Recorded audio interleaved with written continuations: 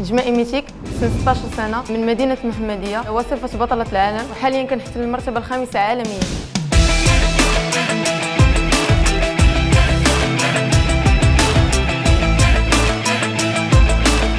اختاريت هاد رياضة الكاراتيه، كنت كنتفرج في دي فيديو في يوتيوب، وكان بابا عزيز عليه رياضة الكاراتيه، دخلني في السن ديال 4 سنين ونص، ومن تماك بديت كنتريني حتى وصلت لهادشي اللي وصلت ليه دابا. 1 2 3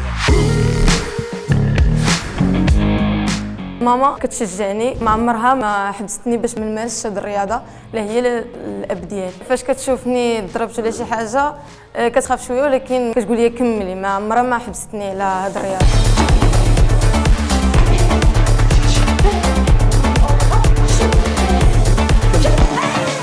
بابا هو القدوه ديالي، هو اللي وقف معايا من صغري، من كانت عندي 4 سنين ونص، هو اللي كيوقف معايا حتى وصلت لهاد المرتبه هادي.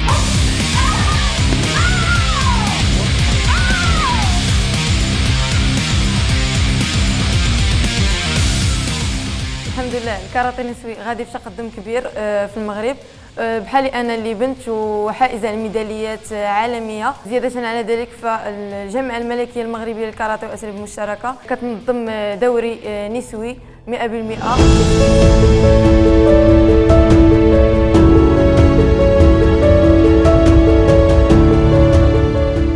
الأوبجيكتيف ديالي هو نحصل الميداليه الذهبيه في فئه الكبيرات في بطولة العالم، وكنتمنى ان شاء الله يرجع الكاراتيه للاولمبياد في 2028 ونحصل على الميداليه الذهبيه في اولمبياد 2028.